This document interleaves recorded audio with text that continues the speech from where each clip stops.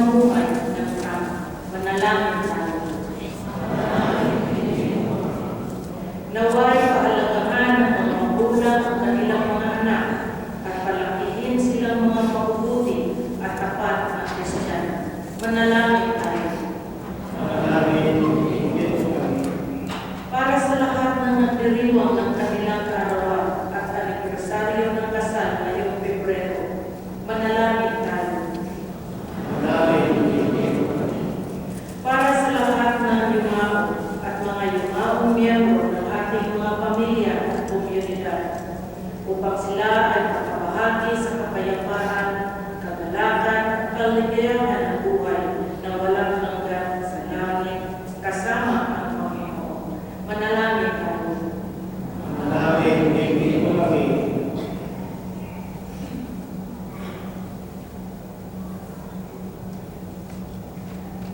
Gabayan mo kami sa iyong liwanag o Ama, upang kami di makakay patungo sa iyong aming kapwa. Nihiling namin ito sa pamamagitan ni Kristo, aming Panginoon. Amen. Sipo.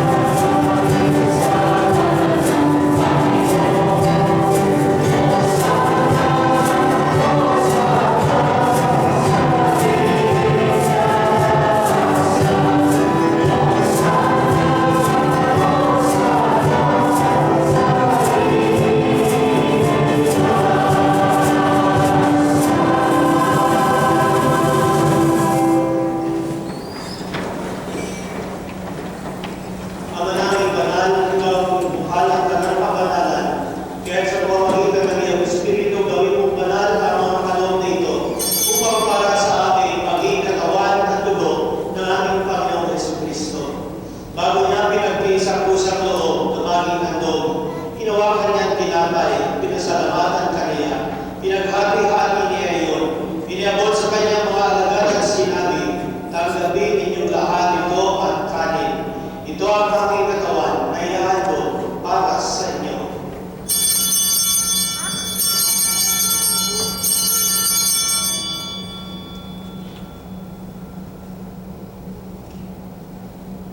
Kahit di naman matapos ang hapunan, hinawakan niya ang kalis, muli kanyang pinasalamatan. Iniabot niya ang kalis sa kanyang mga alagad at sinabi, "Tanggapin ninyong lahat ito at inumin. Ito ang kalis ng aking dugo ng bago at walang hanggang tipan. Ang aking dugo na ibubuhos para sa inyo at para sa lahat, sa iyong pagpapatawad ng mga kasalanan. Gawin ninyo ito sa pag-alala sa akin."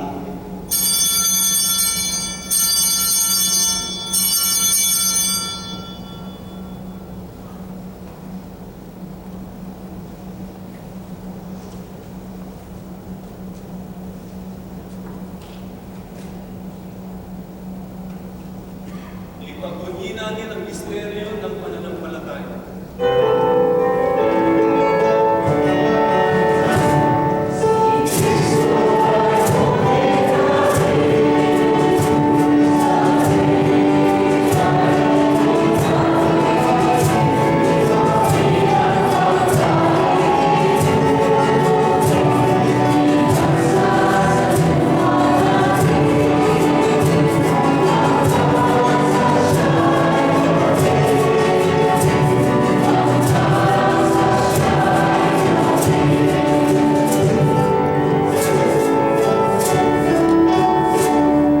Mga ginagawa namin ngayon ng pag-alala sa pagmamatay at muling pagkabuhay ng iyong anak. Kaya tiniyakay namin sa iyo ang tinapay na nagbibigay buhay at ang kalis na nagkakaroon ng kaligtasan. Kami nagpapasalamat dahil kami iyong pinarapat na tumayo sa harap mo para maglingkod sa iyo. Sinasama namin kami magsasalo-salo sa katawan ng dugo ni Kristo ay makuklod sa pagkakaisa sa pamamagitan ng Espiritu Santo. Amahalin namin mo ang iyong simbahan na ganap sa buong daigdig. Puspusin mo kami sa pag-ibig kay isa ni Leo na aming Papa at ni Gerardo na aming Obispo at ng Tanang Kaparian. Alalahanin mo rin ang mga kapatid namin kahit kahit may pagkasang sila'y muling mabubuhay kayo bilang lahat ng mga pumanaw. Kaawaan mo sila at patuloyin sa